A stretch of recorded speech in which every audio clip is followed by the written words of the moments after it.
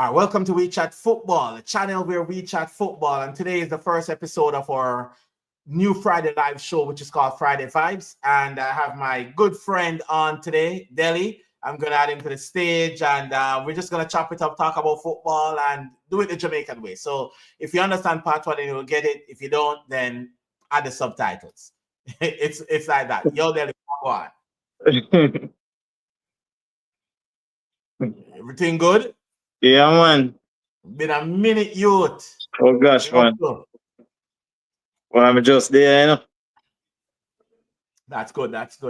So we'll kick it off with the Champions League and stuff. Liverpool got knocked out, a bit pissed off because win the group. We get PSG, one of the hardest teams in the group, and now we're out. So from here on in, who do you think I win the Champions League from this point going forward? Well, PSG really look good still, no? Yeah, look good. Yeah. I think Bayern look like them are coming at them own. I don't know if because them play Liverpool or what, but look like them are coming at them own, you know too. Yeah, my thing though is with Bayern. My thing with Bayern is that I'm gonna trust Vincent. I'm gonna trust company to get them over the line. You might have prove me wrong, but I'm gonna really trust Vincent. Yeah, PSG is a solid show. Like for me personally, me kind of did annoyed. So we get PSG in the first round. Like for win the group, I feel like we should get an easier team, but it is what it is. Yeah. At the format cause how much PSG finishing at the group stage again?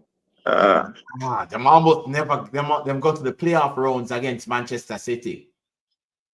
Oh, them go playoff rounds. Yes, and then go playoff with Manchester City, and then from the playoff, them make it into the group.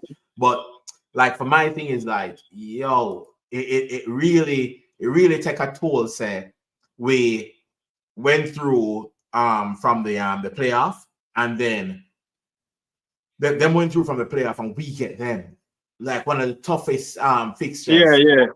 Yeah, but the team will win the group now shouldn't get a tough fixtures as that.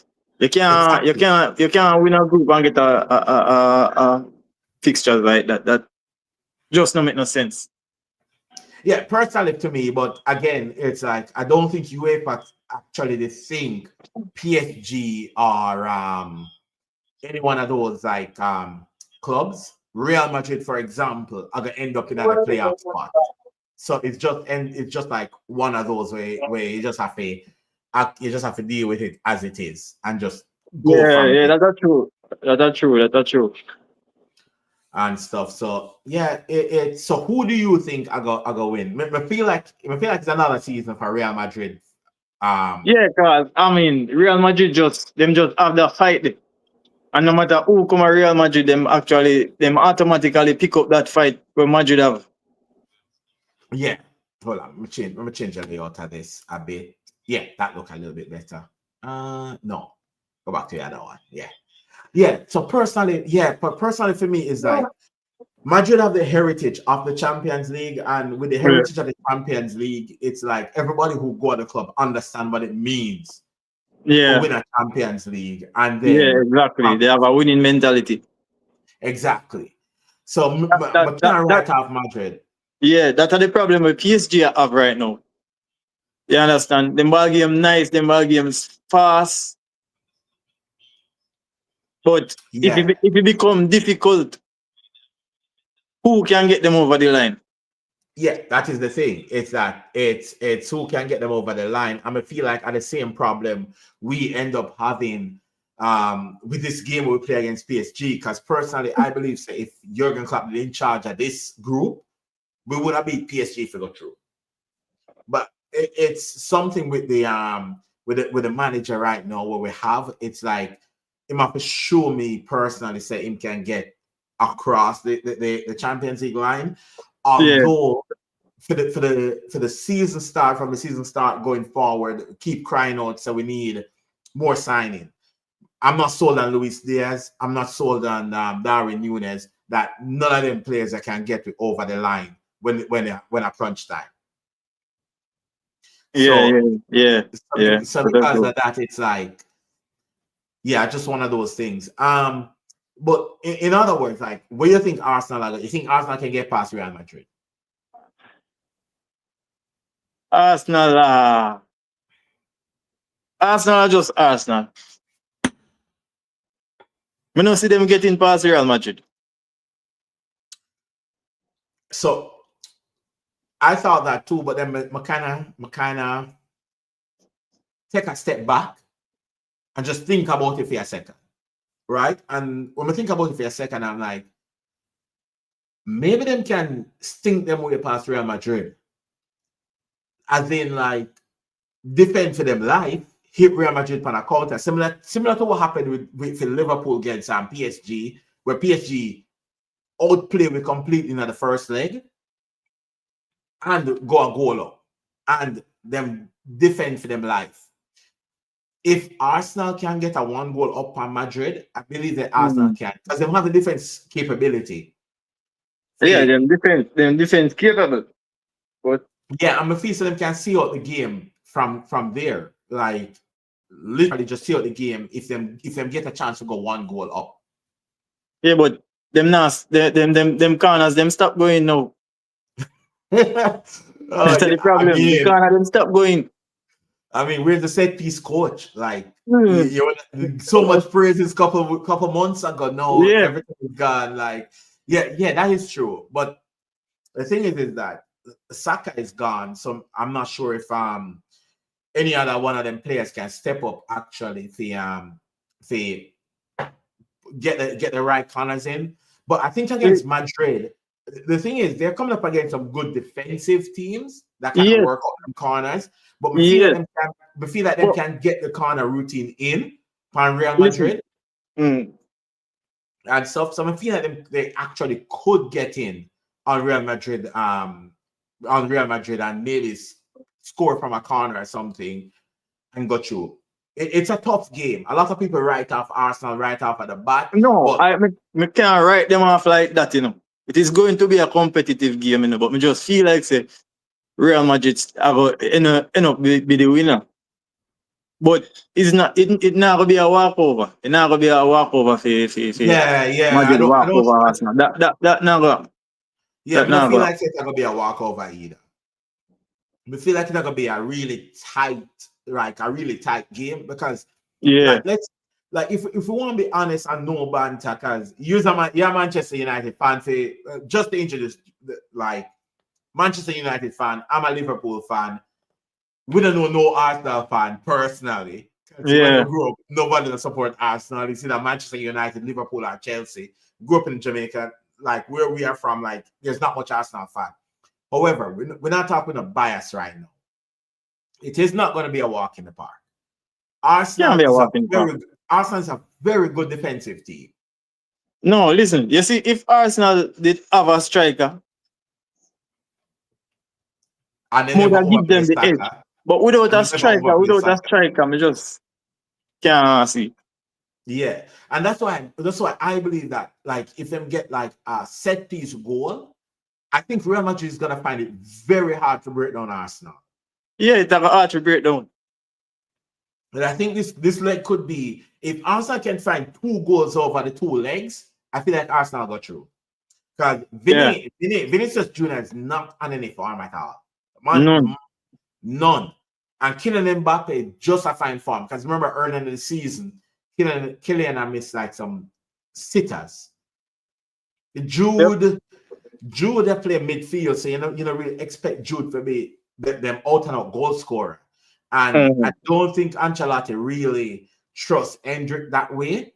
But yeah, it's going to be a tough game for Arsenal, and it's going to be a very, very boring game for the neutral. But I think Arsenal can set up good defensively, and they can go through. I see Arsenal edging Real Madrid if them set up and stick to a defensive formation. But if them try to go out and play Real Madrid, then it's going to be game over. But them can't go out. Them don't have them don't have the player them for go play like that. Yeah. If them have like a Saka with a good striker, then yeah. They could go, but with this lineup, Yeah, but I wouldn't be shocked if Arsenal got through to the next round. Like it wouldn't be a no, shock to me wouldn't if they shock got still. through.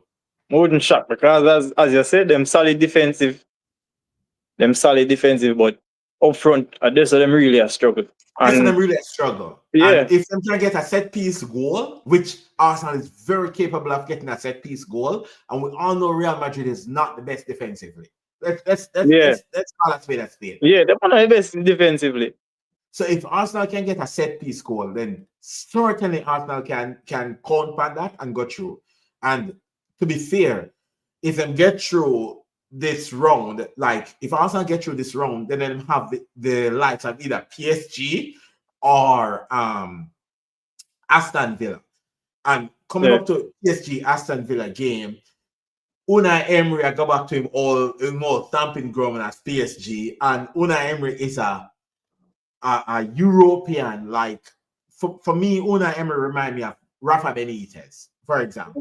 He's a European coach, really. It's a European coach, not really good in the league. Not really. It's not the coach you're gonna look at and say, "Am I gonna win the league?" But when you put him in a Europe, it's like no matter which team you give him, he might gonna have a chance in Europe to cause some upset. And Unai Emery, for me, are the modern day Rafa Benitez, and that are the game when we believe say I gonna cause the real problem is Aston Villa versus PSG, and people might shock, but honestly speaking, we see Aston Villa beat PSG. They say Aston Villa beat them. Yeah, because one thing we didn't do, the biggest problem Liverpool didn't do in the PSG game is actually attack PSG backline. PSG backline is a problem. Yep. Rashford have a point to prove. Asensio have a point to prove. So there are two players with a point to prove. And Aston and Unai Emery know how to set up in Europe. Again, this man take Villarreal, a team where in a long time we haven't seen, like, remember the Yellow Submarines way back in the day. Like I'm old as F, right? So like yeah, so I'm old. So I remember the Yellow Submarines with Riquelme. That's the last time me remember Villarreal in a Europe. The man take Villarreal, who never won a European competition ever in their history, who in the Europa League against Manchester United. We all laugh at Man U when Villarreal beat in the finals. Yeah. And we at Liverpool, who way better than Manchester United, struggle against Villarreal, who have a bunch of Premier League rejects. Let's be honest. It's a bunch of Premier League rejects that was at Villarreal that he took to the Champions League semis. I think it was the semis or quarterfinal. Somewhere there. We didn't score until they got tired. They got like really tired, and then we scored. Yeah. So at that point, I'm like, what will he do with this Aston Villa squad that is like a real talented squad? So I think they're full of talent. Exactly. So I see that Unai Emery could actually beat PSG. Don't get me wrong. Enrique have a ton of talent. I'm not writing off PSG. I'm not saying PSG shit. I'm not doing any of that. It's just that I'm talking about a coach who has won the Europa League, who has played a lot of games in the Europa League. He took Arsenal to a Europa League finals. He took Villarreal to a Europa League finals and win it. And he took Villarreal, who doesn't belong in the Champions League, to as far as he could with those players. It's one of those. What do you think? You think he could pull it off against PSG? Yeah, I think so. I like how Aston Villa. I like the players them have.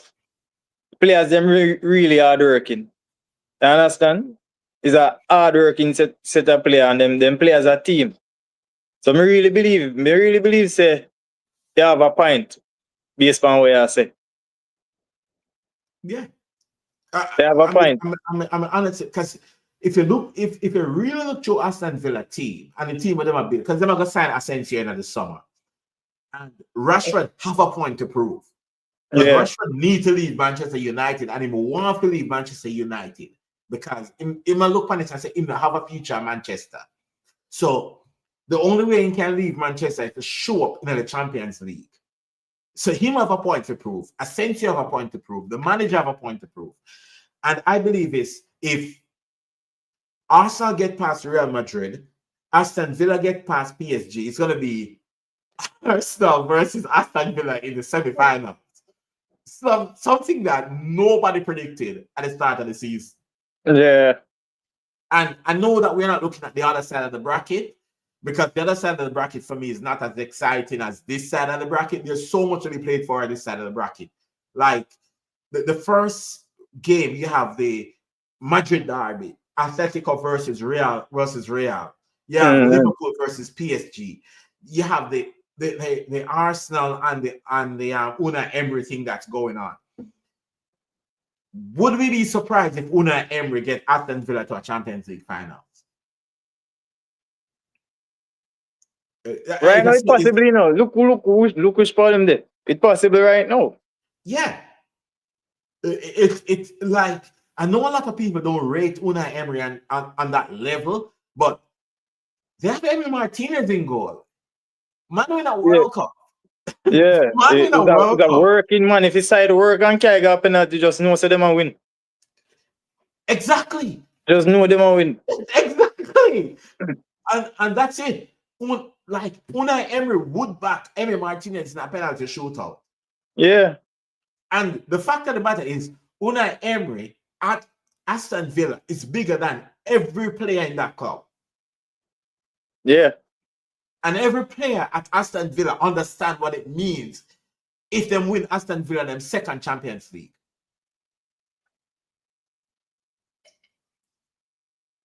No, my question is this, and we know you're not an Arsenal fan. Now imagine Unai Emery win a Champions League for Aston Villa after Arsenal sacked Unai Emery. Now tell me how that looks. Well,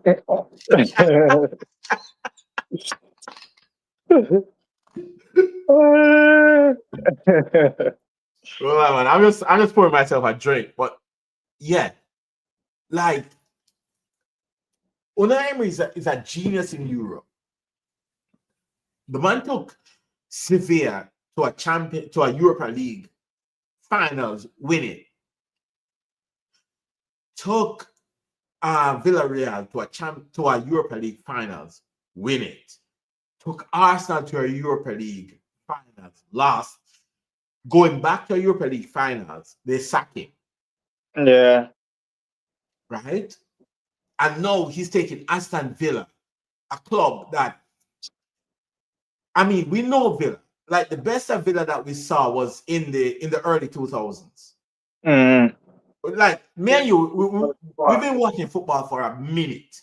It's not like no, we're watching football. We're watching football from a long time.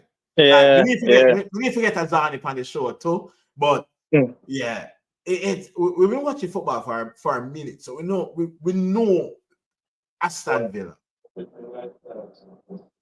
Right? We know when you know me, you know Javan, you know the Liverpool, you know the group. The group is Remy are the only Chelsea fan. A bunch of you and Zani are the Man U fan. Dane are the Barcelona fan, and me and Javan are the Liverpool fan. So if Unai Emery come into Aston Villa, bring them to a Champions League semi-final or a final, that's a big achievement for Aston Villa. Of course. Massive achievement for them. Right now, where they at is a big achievement based on where them have come from. Yeah, exactly. Yeah. Right now it's a big achievement. And I know a lot of people might look at it, and I'm not being like arrogant or anything, but I do see Unai Emery getting past PSG. Because one thing we didn't do is set up the properly defensively against PSG to cancel out their attacks. And if you can get attack versus attack. Yeah, we didn't cancel their attack. We did it at Anfield when they came back for the second leg, and we played good. We should have scored a few goals. We should have been in the finals, but to be fair, PSG has been the best team over the past 2 legs. And the penalty shootout, it went to penalties. At the end of the day, it went to penalties. And I don't rate my attack. There is Salah and the rest. There is Salah and the rest, bro. So there's Salah and the rest. And we push PSG all the way. Because I don't think this is slot team. We don't have a proper number 10. We don't have a proper number 9. We don't have a proper DM. We don't have a good left back. I rate Tsimikas. Slot doesn't rate Tsimikas. He's the coach. He knows better. But Roberts is shit right now. For me, I rate Robertson like here. But right now, he's like Come to Vancouver Whitecaps, bro. I have a season tickets. I'll come up. I'll put up your sign up and say like sign my shirt or something. But yeah, he's not Liverpool level anymore. We don't have a striker. Darwin Núñez can't score. Jota can't stay fit. I heard something today that Jota had 1 Champions League goal in 4 years. Not bad.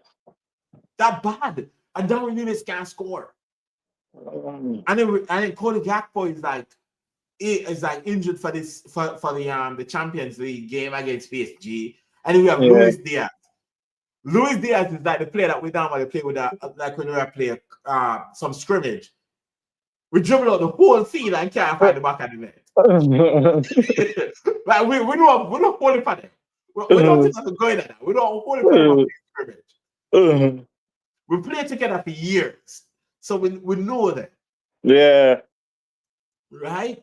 And that's what I mean. It's like, so we need a proper left winger, we need a striker, we need a number 10, we need a DM, we need a left back, we need centre back. Liverpool needs a lot. But when you look at Aston Villa team, going back to Aston Villa, when you look at Aston Villa team, they have a good striker. I believe solid right through. Personally, I believe Duran is better than Ollie Watkins. But Duran doesn't. But for some reason, the coach doesn't rate Duran. So I'm saying, they have good wingers, and they brought in Marcus Rashford. You know my feelings on Marcus Rashford from day one. And only Manchester United player I rate. I just believe that Marcus Rashford just in a bad system, and he should have been better than where he is. Yeah, I feel like Yeah, you know my ratings. You know my view when it comes down to Rashford and Martial. Rashford shows him can be at the level, but he never have the coach to push him to that level. So that's just me with the whole Rashford thing. No, when you look at it, Asensio coming from Real Madrid, PSG to Aston Villa, he have a point to prove. This is the Champions League. He's not an English player. He's a Spanish player. We know the value of the Champions League. You know what it means to perform in the Champions League. You have players like, again, he's not fit this season, but Leon Bailey. Leon Bailey performed for Aston Villa. You know what it means if it deliver Aston Villa Champions League. Emi Martinez as well. May I skip the midfield? Because you have Emi Martinez in goal, who won a World Cup with Lionel Messi. Know what it means to win, to perform on the big stage. I am not convinced of Donnarumma in goal for PSG. 100% not convinced. Why I'm not convinced? Yes, him saved 2 bad penalties from Liverpool, but Alisson in a goal for Liverpool saved about 8 goals. And the one Weak shot by Harvey Elliott at Liverpool Tech throughout the whole game went in. Right? And that's it. Yeah. Yo, people, everybody who's watching the stream, please just like the stream and just drop a comment in the video. Just let me know if you're enjoying the stream, yes or no. And that's just it. So I believe that Emery Martinez can get what's his name, Aston Villa over the line if he needs to. Because for me, Emery Martinez is a big game player. And Arsenal miss Emery Martinez. Because I don't believe Raya is as good as Emery Martinez. So I like, it wouldn't shock me if Aston Villa got to a Champions League finals with Unai Emery. Because like, for me, when it comes down to league, Unai Emery is like here. When it comes down to Champions League, Unai Emery is like way up here, bro. Yeah. Like, the man is so good on European stages. For me, it's like Rafa Benitez. Because the Liverpool team that won the Champions League shouldn't be nowhere close to the finals. But Rafa knows how to get Liverpool to that finals. Because we finished 5th in the Premier League that season. Yeah. So that's what I mean by when I said like Unai Emery is the difference maker for Aston Villa. But you know, you can tell me, what do you think?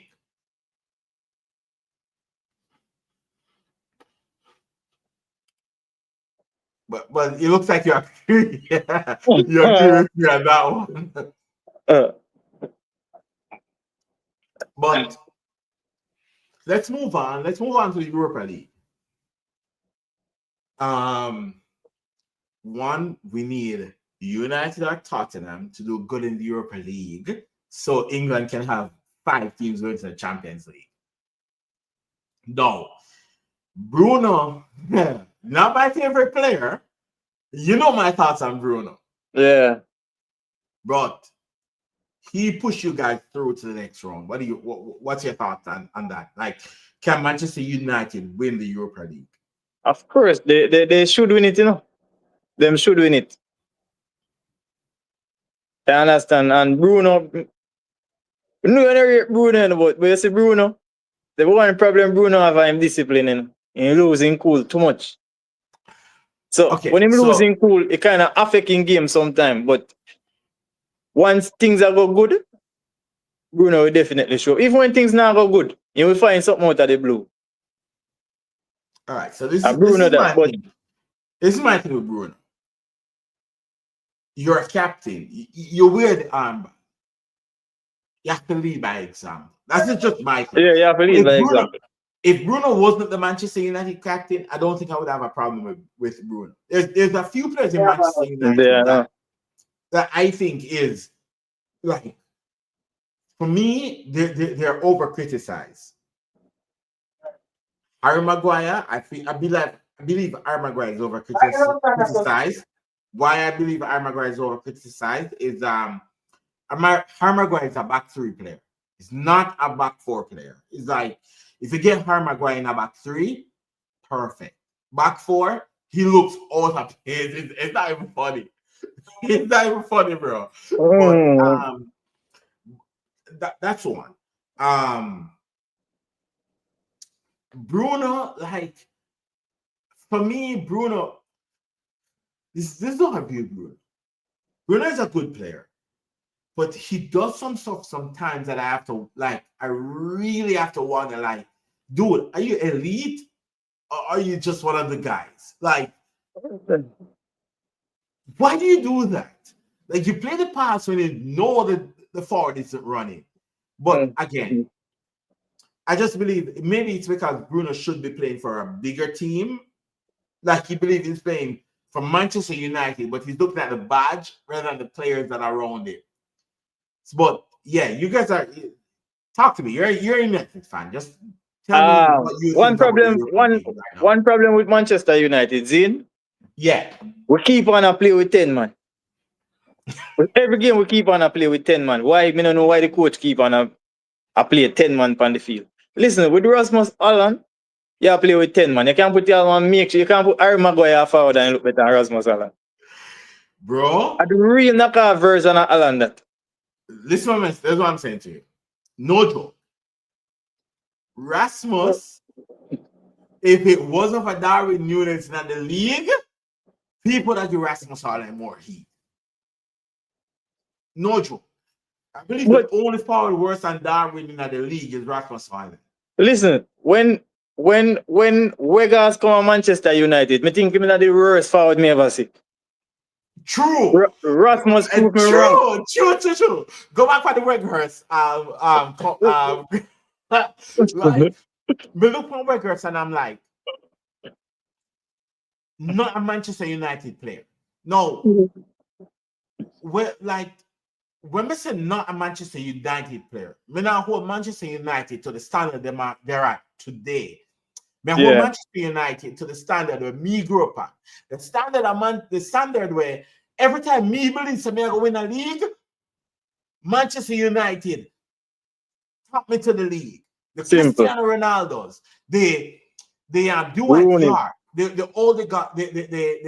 Solskjaer, the Rooney's, as you might say, and all these strikers at United. When we look at United, and I'm like, this is not a United player.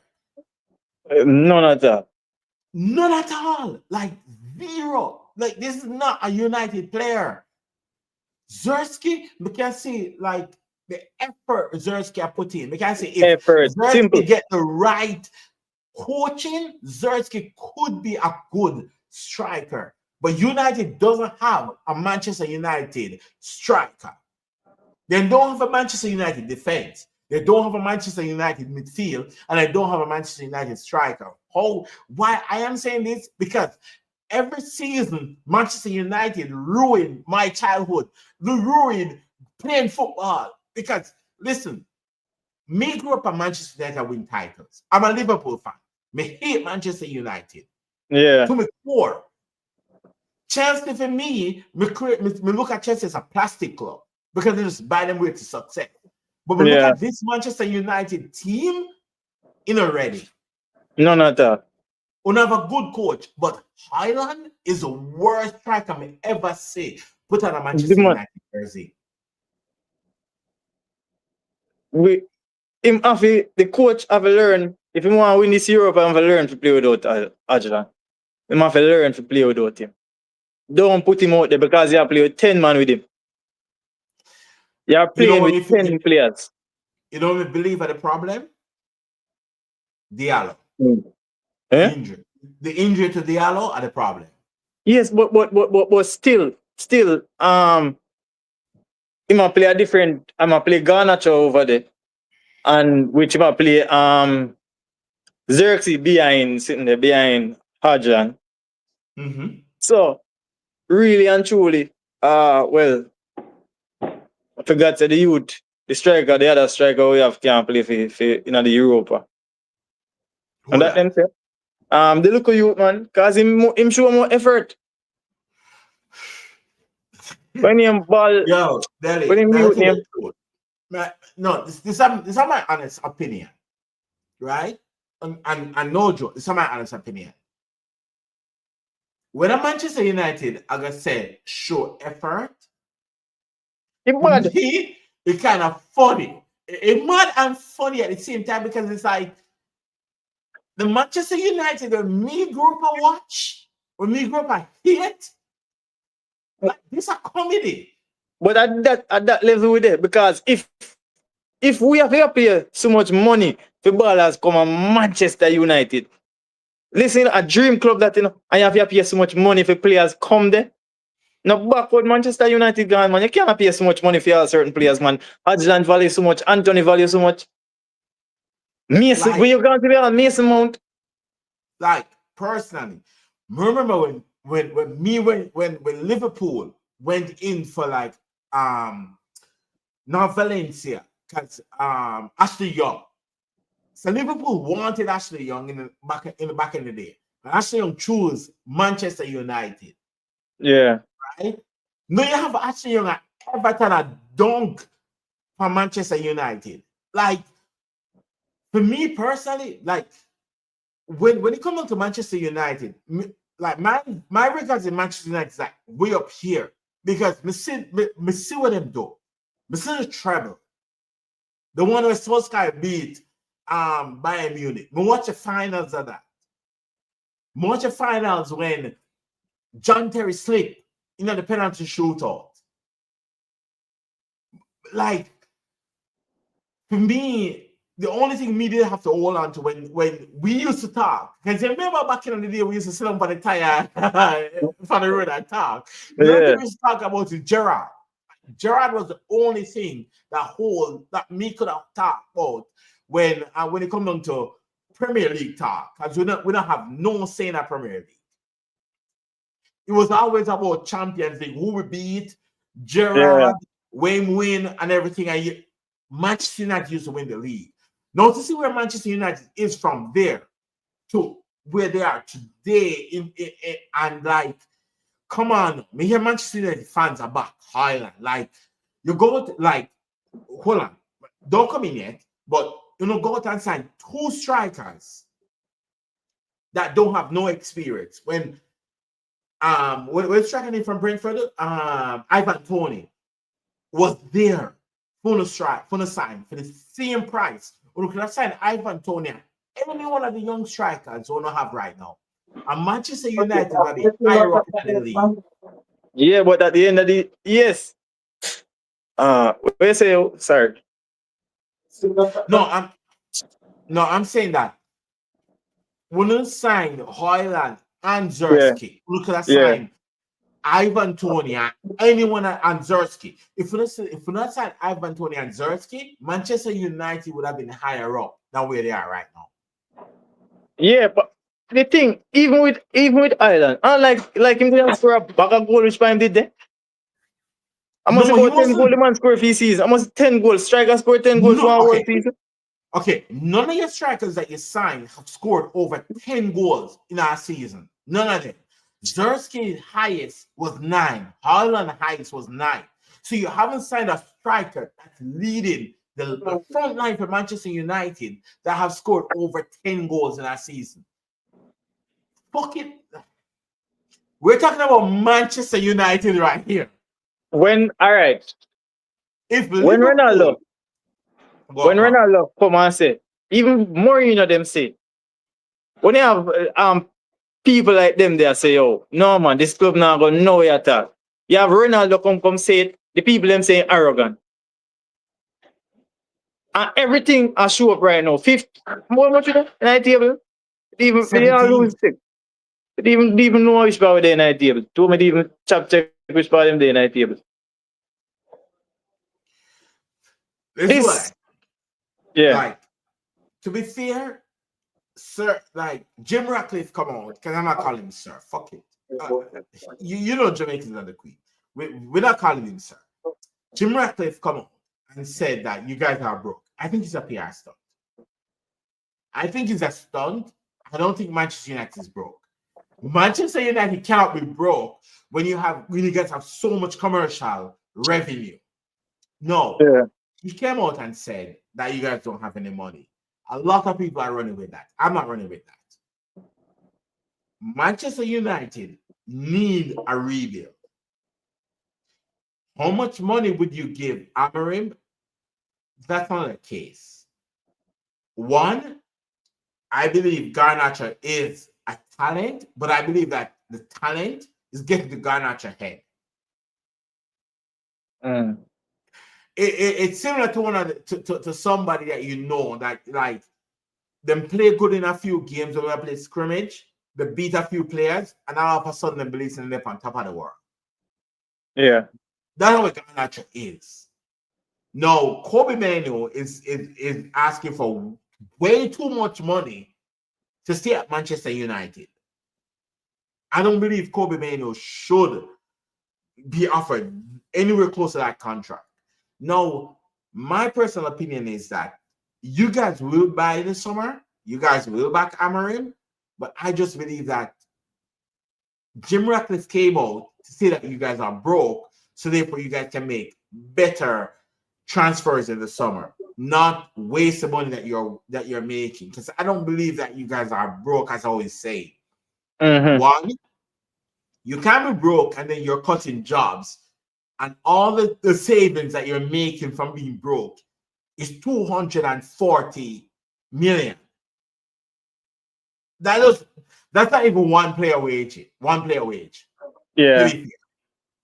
So yeah, that's just my thought But, on that. all right, the thing with them, you see, this is a problem with me fear. With you bringing in a new coach and not making January signing, you're gonna burn out the coach brain, brother. I believe Amorim wants to go back. I believe Amorim wants to quit. The man stress out. Because personally, I believe that's it. Like, Amorim was promised transfers.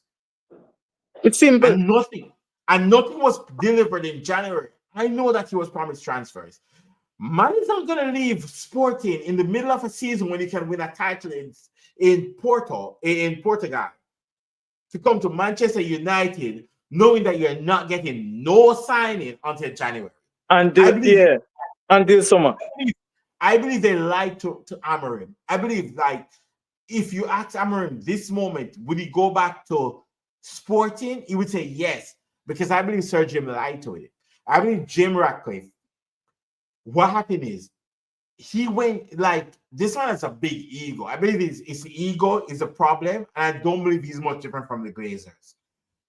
What I think happened is, like, he spent so much money to get the technical director out of Newcastle into Manchester United. So much money. And then you sack him before a transfer window? What the fuck? Like, what are you doing? The reason why Liverpool didn't sign Amorim was because Amorim he wanted to have a say in the transfer market. We have a transfer committee that doesn't want the coach to have a say in the transfer market, due to the fact that they dealt with Jurgen Klopp before, and they just like, you know what? If we don't have a coach have any say in the transfer market, maybe we can bring in the players that fit the coach system. No, you're telling me that the sporting director that you got from Newcastle would not work well with Amorim? Look at the players that Newcastle brought in: Isak, Guimaraes, Joelinton. Like, you sound Gordon. Gordon and all that kind of stuff. Yeah. You start thinking that, wouldn't that be great for United that you guys pick up players that are not big on the radar, that you bring in that can make an impact? You sack the sporting director without him making any transfer, because rumors say that he wanted the England coach, Gareth Southgate. I thought, and then I watched an interview with that was madness. And I watched an interview with Ratcliffe, and he's like, "We're not in sync, so we sack him." I'm like, what the fuck you mean you're not in sync? You hire a sporting director to bring your club forward. Yeah. You sack him because you want to be the center of attention. I believe that he's not much different from the Glazers, to be fair. American man, yeah. Because unheard you can call football soccer. You can't have all them the people that lead your club, you know. The club half a match up. You call football soccer handball, football. I never see nothing like this. Okay. First, let me come clean. I have to call it soccer. Depends on who me talk to. Yeah, but that is it. More I'm tell the Americans them say, listen, man. A football is something. Nobody is soccer thing I mean, yes, man. When you want a football is something. When you not try to convert the thing, the world of it as football. Don't try to change it. But yeah, so that's the thing that I'm saying. It's like, for me personally, Jim Ratcliffe is in finding that the Cronk is on a Ponzi scheme with United. In jumping and pump the amount of money in pumping, in more back in return. Mm-hmm. making people who work at the club buy them own lunch, that's not nothing. Cutting the players that from the 60s, like some money, that's not nothing. But you do it anyways. Why? Why you cut all of these people money? You're saving the club 2.4 billion, 2.4 million. But at the end of the day, Manchester, you're saying that the club is in $300 million worth of debt? Make it make sense. For me, this man realized that he can come in, make a quick money out of Manchester United, make a quick money out of the fan base, and join in on the Glazers making money out of Manchester United. Simple as that. Simple as that, you know. Right?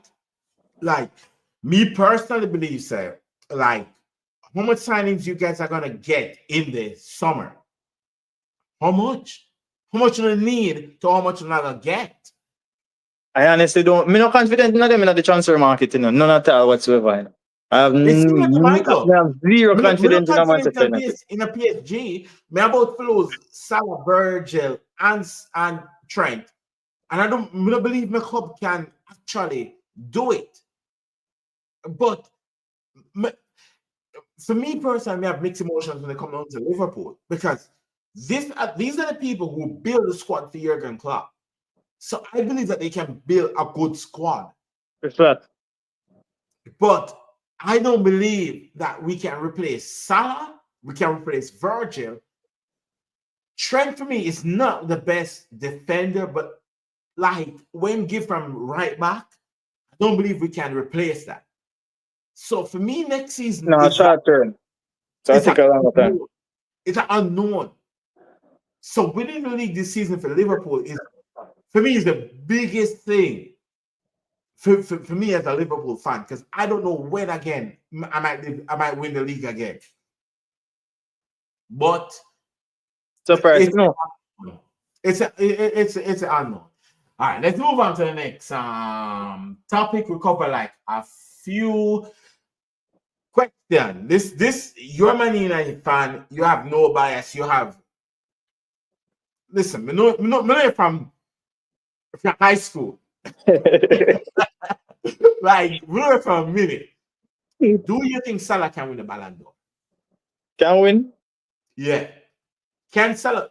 The fact that Liverpool get knocked out this early in the Champions League, do you think Salah can win the Ballon d'Or? But before you answer that, everybody who's viewing, can you just drop a fucking comment on the stream? Like, the fuck? Like, we're here having a good conversation. No one's dropping a comment. Drop a comment on the stream, man. No. Do you think Salah can win the Ballon d'Or this season? Depends. It's almost 50 GA.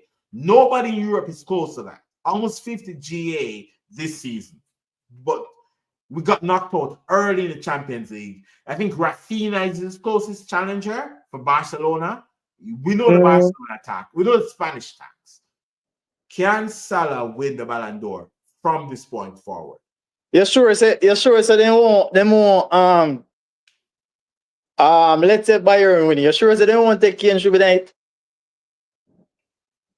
Who? Harry Kane? Harry Kane. I know my brother, but I know how this thing works. So if they win the Champions League, then winning Europe, then winning the German League, that would be a double. Yeah. Maybe.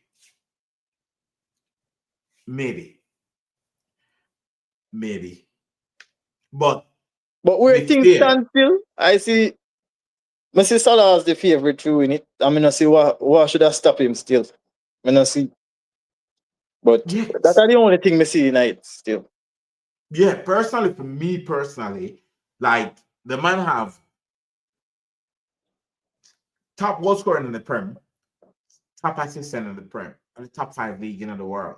But it shit the bed versus PSG, bro. Mm-hmm. And I know, like, listen, this is the problem I have. Me personally know, say, Salah are the best player in Liverpool. Hands down, Salah the best. Everybody's not asking, where is Salah in the Champions League? My thing is, where's the fuck is the other 5 players that's supposed to be in attack? Where's Nunez? Where's Gak? Where is Diaz? Where is Darwin? Where is Jota? Sabasai? Where are all of these other players that support? Like, every top-notch player doesn't win everything on their own. We see Ronaldo for United. It wasn't Ronaldo on him one time United when he win the Champions League, when he win the Ballon d'Or. It wasn't Ronaldo on him one. It was Ronaldo with everybody else around. You can't be one. Even Messi when the World Cup, what the man then work out their heart. I don't think they would have put in the work there for themselves, like how them put out what the World Cup Argentina side. The man then put out. So you take a team. This one believe. So Salah might miss out on a World Cup because we have shit fucking players. Like, me do a video, like, no joke. That video said it would better we have $70 million cash, throw it on the pitch, and it would have better than Darwin Nunez. Somebody on the comment I got bring up saying Darwin Nunez scored against Brentford 3 points in a title-winning season. Your number 9 is delivering 3 points. And again, we said to people, we grew up from Manchester United, right? And Manchester United is the best, what I see as standard when it comes to winning leagues. Forget Pep, forget everybody else. Manchester United, for me, growing up, is a standard when it comes down to winning leagues, because that is what we grew up and say Alex Ferguson winning leagues. Alex Ferguson never have a striker like fucking Darwin Nunez up front. Question. You would have taken us up here, John. Nunez and take you. Bro, okay, no joke. You know what you asked me a while ago? This is what you asked me a while ago. You take a suck for your bag juice. That's what you asked me, brother. That's what you asked me. Right? All right. So Kane is a good option if they win the Champions League. Listen, if Vincent Company win the Champions League, pack it in. Pack it in. If Vincent Company win a Champions League, pack it in. Because you're not saying that a relegation manager at Burnley just went out to win the Champions League. Who them play again? I don't know, bro. But no, I'm thinking, wait, how would I play again? Bayern Munich. Yeah. All right, give me 2 seconds. You can cover that stream if you a quick second. Just so the next thing is we just covered it. Tell me if Cameron can win a cup this season at Manchester United. Give me 2 seconds.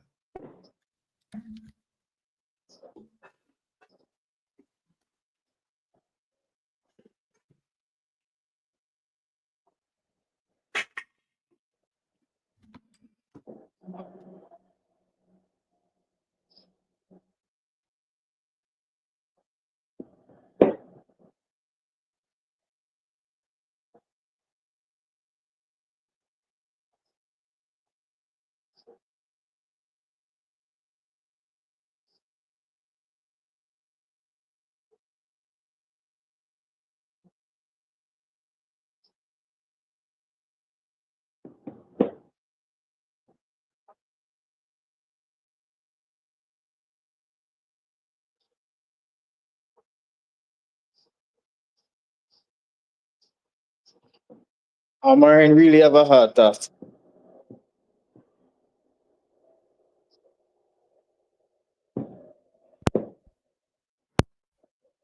Can Amarin win a cup for United this season? I think he look good in Europe. He may not look good in the league, but I think he might get something out of the players them now. Okay. More. You might get more out of the players then. All right.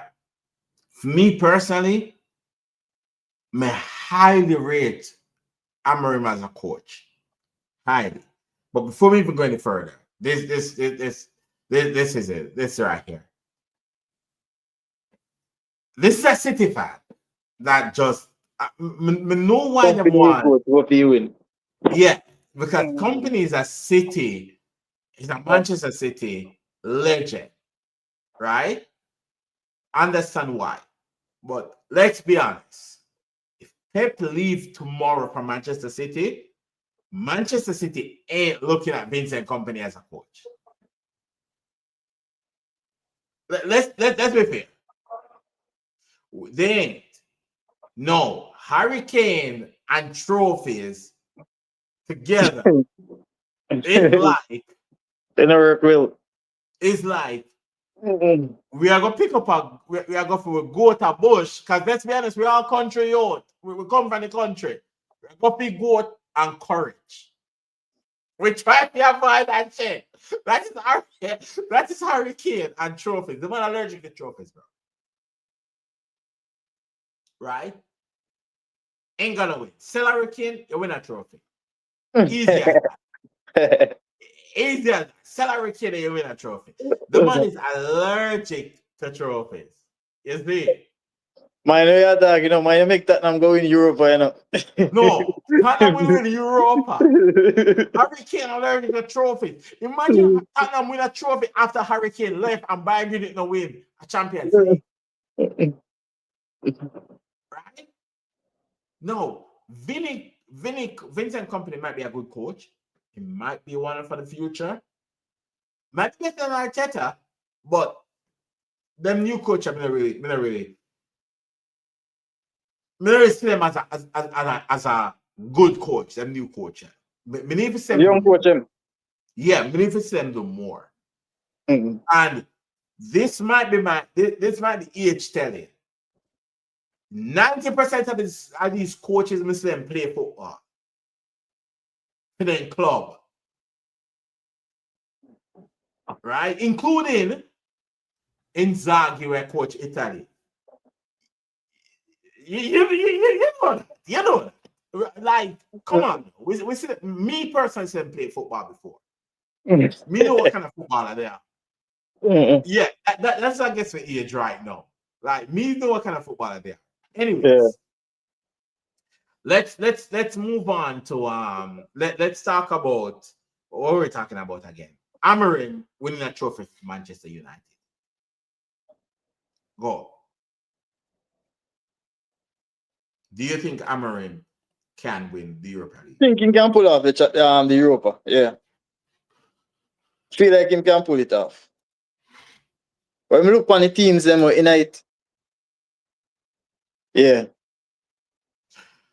This comment make a lot of sense. This comment right here make a lot of sense. Yeah, I wanted Amorim at Liverpool. But when he comes out and says that he wants stay in the transfer market, I'm like, no. We see what say in the transfer market do. What does say in the transfer market do for Liverpool? Darwin Núñez. That's what say in the transfer market do. You're gonna love Darwin Núñez. Minamino. Like, think about it. Let me just paint a picture here. We play against Salzburg, right? Salzburg, the team that we played against in the Champions League, had Haaland, that's at Manchester City right now. Minamino, that we signed. Lee Chan, that's at Wolves.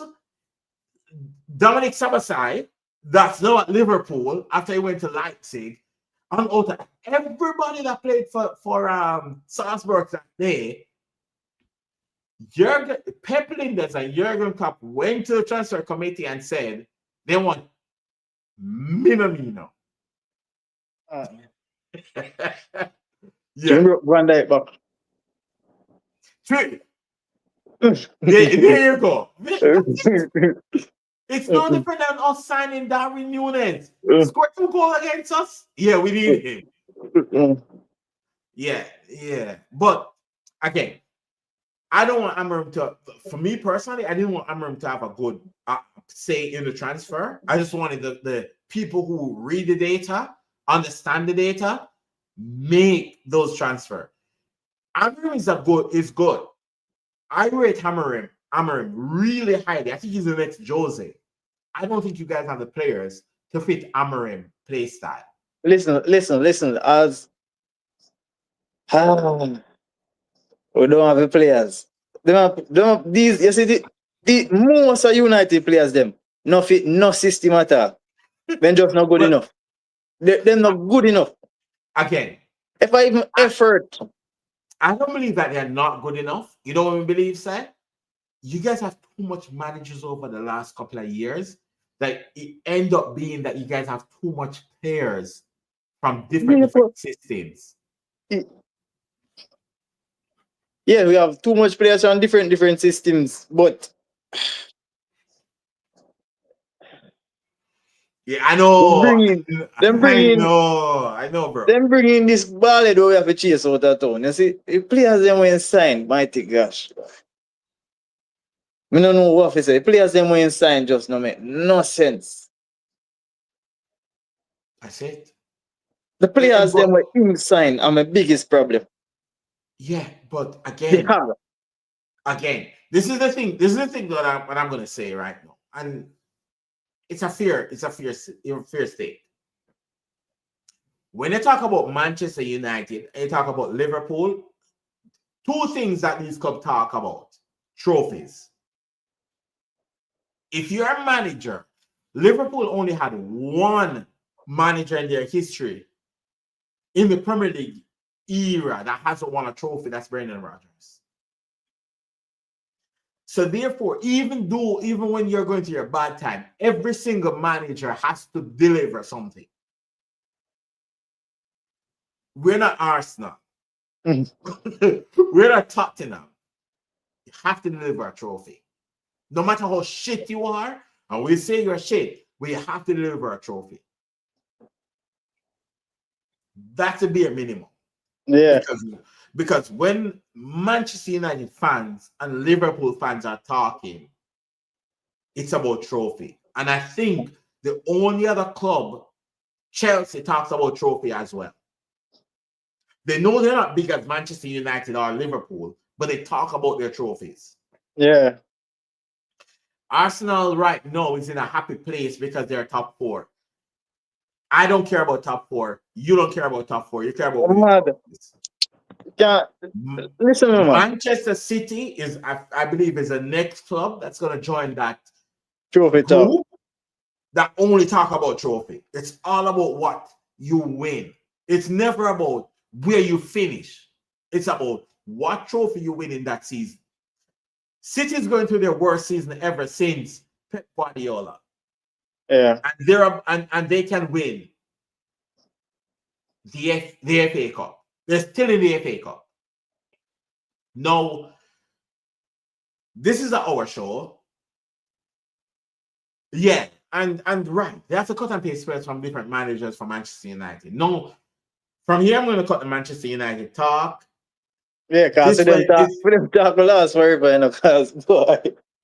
Yeah.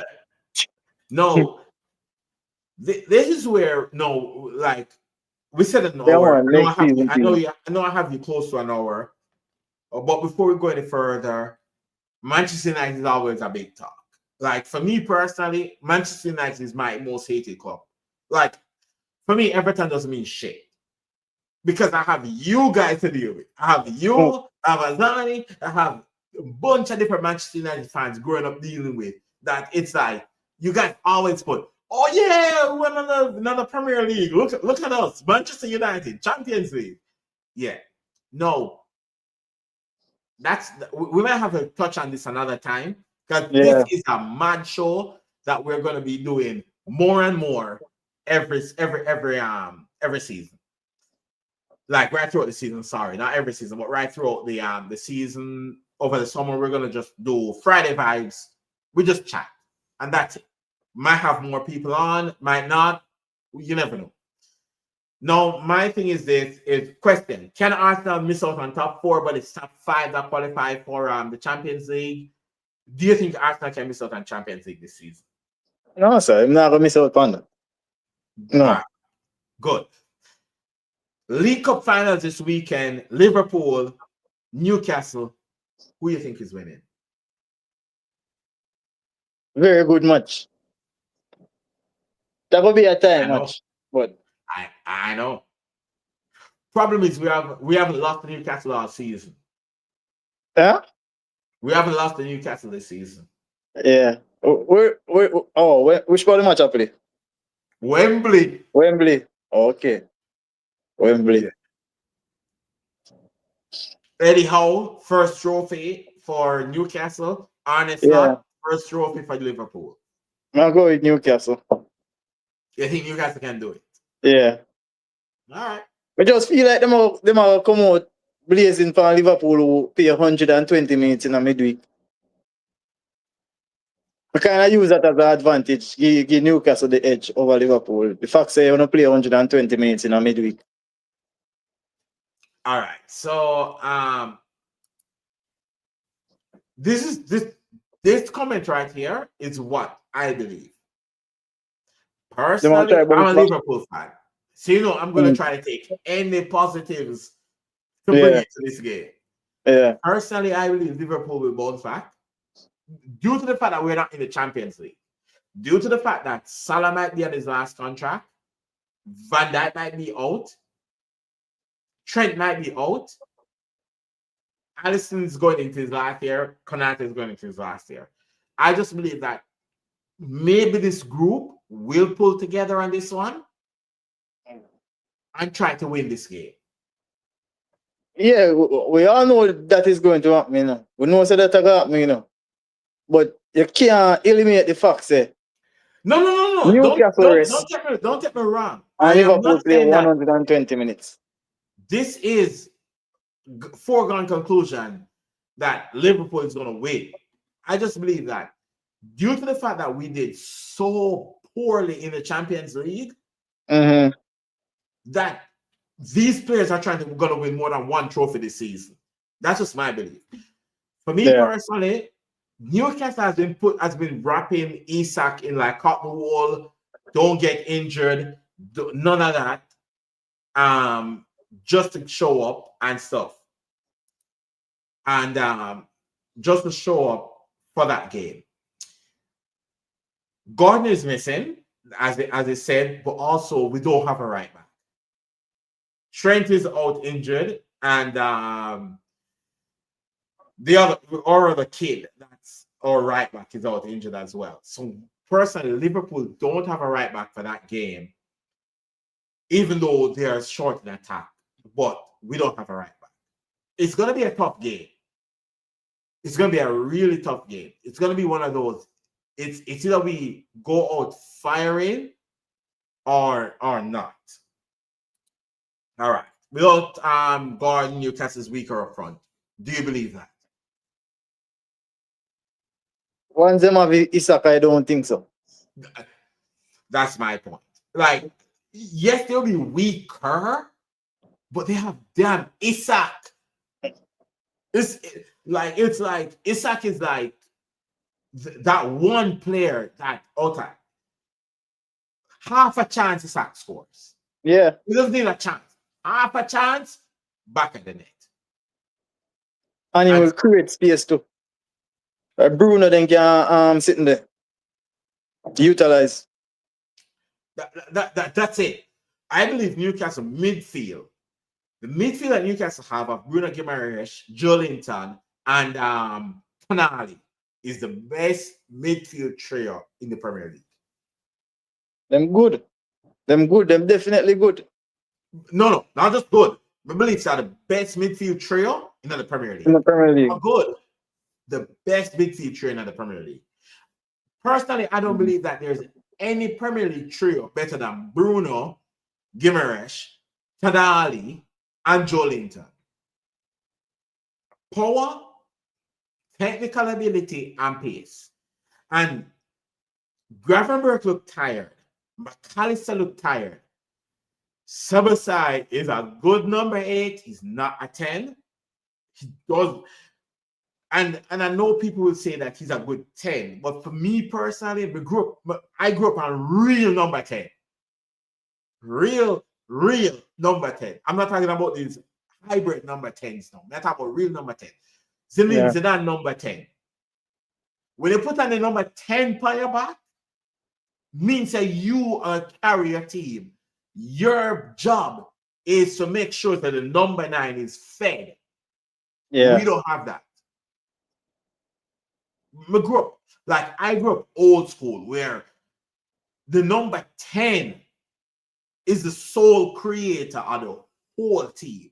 We don't have that sole creator in Szoboszlai. We have a workhorse. And we don't have a number 9. Put Isak in any generation what we are talking about right here. Isak and Haaland is a classic number 9. Yeah. And when you give the ball to a number 9, no matter where he is in the 18-yard, back at the net, that's a number 9. If you talk about that topic, as I mentioned it, why Alan gets so much criticizing, why didn't criticize him so much? We'll talk about that next time. Next time is what, because for me believe Haaland is going to be the greatest Premier League striker ever in the Premier League. Yeah, man. One touch that topic, I just don't understand it. Yeah. But because I like to react to the comments. Obsession, what do you think about Newcastle midfield? Yeah. Like, what do you think about the midfield? Because, it's not going to be a walkover. It might be a walkover, and this is where it might be a walkover, right? It's that the fact that Liverpool have a complex, Newcastle have an inferior complex to Liverpool dated way back. It's like Newcastle failed to show up against Liverpool at every point. And I just believe that for Newcastle, that might be the thing that keeps them down. Mm-hmm. And personally, I believe, this is my belief, is that Newcastle might go out and look at different manager at the end of the season apart from Eddie Howe. Not the fact that Eddie Howe is a bad manager, but that Eddie Howe can't get them over the line. And also, I believe that Arsenal might look at a new manager by next season. This is what he answered about the midfield. Best midfield in the league. Very physical. Yeah. My belief is that as well. Yeah, because Connolly don't know for running. Joelinton is strong. Joelinton is back. Yeah. Joelinton is back. And I hate Joelinton. Don't get me wrong. I think Joelinton, my reason for hating Joelinton is not why many people might hate Joelinton. My reason for hating Joelinton is that Joelinton always show up against Liverpool. Let's talk about it. What's his name? The coach did a great job in moving Eddie Howe, moving Joelinton from a striker to a midfielder. He went into Newcastle, see a failed striker, and said, "Be a DM, be a box-to-box midfielder." Amazing. Yeah. That's a good coach. But Eddie Howe has never been over the line. Arnesat has been. Until. He has won stuff before. Until. But Newcastle is a threat. That game on Sunday is going to be massive. I won't do the watch along for that game. I'm doing the Chelsea Arsenal watch along. You want to join me on that? But no different time. No different time them play.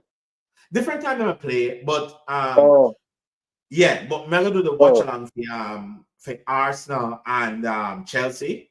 That's a very interesting game. Yeah, join in, man. Join in. More United fan I got because as Mr. said, Jeff I don't want to join the live. I don't know why, but my one Liverpool brethren don't want to join the line. Maybe my other Liverpool fan might join, but we might have two Man U fans join the line. But you know it's gonna be one Liverpool, one Man U watching after Chelsea. We're gonna hate for Arsenal because I big a club. Mm-hmm. Yeah. So moving him into midfield, he has the physicality for midfield. Yeah, definitely. Definitely.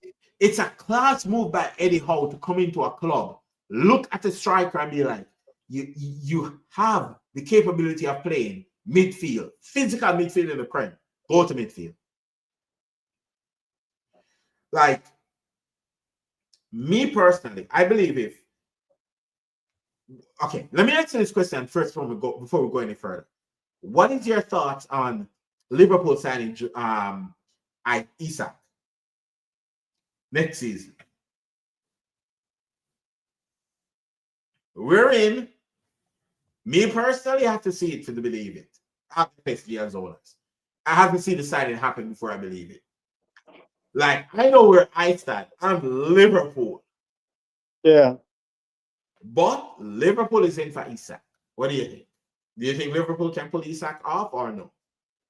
It's a bit difficult now because Newcastle are going to do everything in their power for hold him. Them not going to just let him go so. No, this is what I've been saying. This is what I've been saying. Not on Spaces. I haven't done the video yet. Isak to Liverpool. Should he sign? Yes or no? This is what I'm saying. Newcastle have the richest owners in the Premier League. Newcastle can go to Isak and say, because Manchester City won their APT case, we can sponsor the club. We can go sign some players. Stay with us for one season. That's what I believe. I believe Isak, like they can convince Isak to stay with them for one more season. If Isak wants to leave, he has to put in a transfer request. No, yeah. I believe Isak can stay there for one more season. And if Isak stay there for one more season, and Newcastle go in and get a centre-back, a goalkeeper, and maybe a few little more players here and there, they can challenge for the league if Isak stays. Newcastle has a really good team that's missing a good goalkeeper, a good centre-back. And maybe I don't know if it's left or right back. But yeah. Next episode that we're on, we'll talk about the number 9. We definitely talk about the number 9 position because I think there is a real shortage of good number 9. Or come over and big up on Sunday and we talk about the number 9 because I do believe that there is like a real shortage of number 9 in the Premier League in the world. I don't think there is enough number like a classic number 9. Feed him the ball, puts it in the back of the net, including Erling Haaland. I think Erling Haaland is world class. I think Erling Haaland is the best number 9 right now in the market. And I believe that, like I did a video like a couple months ago that said if Erling Haaland did 5 years in the Premier League, he breaks Alan Shearer record. Man, a natural goal scorer, brother. Natural goal scorer. The people who play the game understand what a natural goal scorer brings to a team. And not what the media say. Say if you go collect ball and pass ball. We didn't need help me need my striker to do that for. Me need my striker to score goal. Listen. Me have a midfielder them for pass ball. Me I play football for years. And I know if this is not like we know each other, we never play football, we never do not. Me I play together for years. We know what it means to have a player on the field. If you give him the ball, he put the ball on the back of the net. You remember we'll go do? All we have is one good striker. Oh, that was one good striker, bro. One good striker, good defense, feed the goat, Chile will score. No. Yeah, just feed it to one man, he score. We protect, we do protecting. Him stay up there, we do protecting. And we give him the ball and he kick the ball and kick the ball on the back of the net. The team, we like, okay, for people who don't know, we're talking about a small goal, 6-a-side competition that we went in, the worst team to enter the competition. Nobody, no one. Everybody, worst team, right? Good. Nobody knows. We choose to play. I choose to play for that team. Delhi chose to play for that team, and we had one good striker. And all we had to do was feed the striker the ball, put the ball in the back of the net. We got to the final and got robbed by the referee.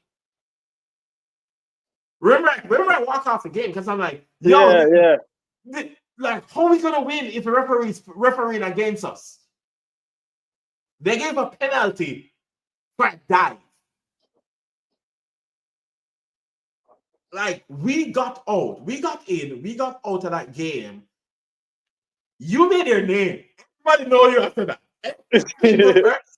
Know you after that, right? It was like me in defense, making sure that the back line is good, making sure that organizing the back line, nobody come close to scoring. I think we conceded like what? 2 goals in the whole tournament? We dominate.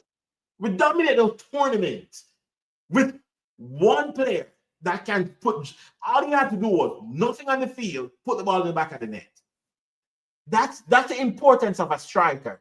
And I think that today, like, when you talk about the media, when you talk about social media, when you talk about everybody's talking about strikers, and they're putting Erling Haaland in a box like he's shit. The hardest thing to do is to put the ball in the back of the net.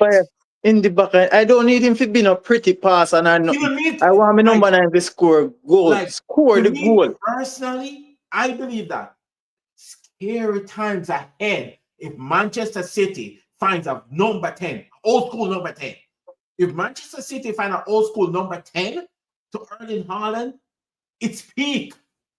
Remember, you know, City don't give him enough chance, you know. City don't give him enough chance during the game. All right. So let's, like, I know who is messaging. They're not messaging from their YouTube account. I know who is messaging. This is a Manchester City fan. Erling Haaland at this moment has 25 GA. In a bad season. Not bad season, yeah. 9 years left at Manchester City, bro. It's peak. It's peak. Brother, I don't know how them criticize Allah. Remember, me a Manchester United fan. Me just don't see how them criticize him. Remember this. Maybe because of the era that we grew up in. Maybe the era we grew up in. Me and you grew up in an era where we see Raul, Ronaldo, Van Nistelrooy, Del Piero, Inzaghi. We know what a number 9 looks like. Number 9 for this, man. We know what a number 9 looks like. We know what a number 10 looks like. We know what a number 8 looks like. We know what a 6 looks like. We know what winners is supposed to be. Yeah. Right? This is why I put Salah way up there, because I know what a winger, but playing out wide, scoring those goals and playing out wide is not easy. No, easy, man. We know what a center back looks like. We know what a goalkeeper looks like. Why? The first game I saw was World Cup 94. Yo, you remember this to watch Ronaldinho on YouTube clips? And go practice what Ronaldinho used to do. Right? Like, we saw Barcelona before Pep Guardiola went to Barcelona. Yep. We saw Messi career debut all the way to retirement. Big up Messi for going to Jamaica to play. And guy had last night, yeah. Big up Messi for doing that. But listen, I seen it, right? We grew up on Ghana League, we grew up on Jamaica Premier League, we grew up, most of Jamaicans are Brazil and Argentina fans, because we know what a number 9 looks like. We know what a number 10 looks like. We know what a number 6 looks like. We know how a team is supposed to play. Right? One, this is my gripe with Liverpool fan base right now, online. I'm not talking about just Jamaican fan base, I'm talking about all around the world. Everybody wants João Pedro to be Liverpool number 9. I don't want it. I want a proper number 9. It's like the number 9. Two of them just start build the game. The number 9. Well, I don't even know what to say. We need the number 9 to come back. We need the number 10 to come back, because Arsenal fan that pick up Odegaard. Odegaard only got to the right. Yeah. This man don't drift. Right, left, center, back. Yeah. They're right, for true. Always. Okay, Mega says something right now. 1998 World Cup, right? Me bet Azani $10. Say Brazil not go win, and he bet on France. And Zinedine Zidane run 98 World Cup. For everybody who wants to know what a number 10 is supposed to do, go watch Zinedine Zidane 98 World Cup versus Brazil. That's what a number 10 is.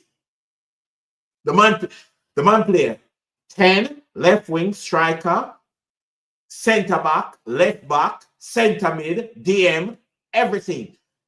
That man makes sure that he had the link. Number 10 link. You're supposed to support. You're supposed to support everybody. You know? Number around, this is what you grew up to learn a number 10 is. So, personally speaking, this may be the reason why, when I was younger, like, even though I was a Liverpool fan, I used to love Real Madrid because CVM TV is showing Europa, you showing Champions League before we even see the Premier League. Remember Wednesday night again, Champions League final, Liverpool versus AC Milan. Mm-hmm.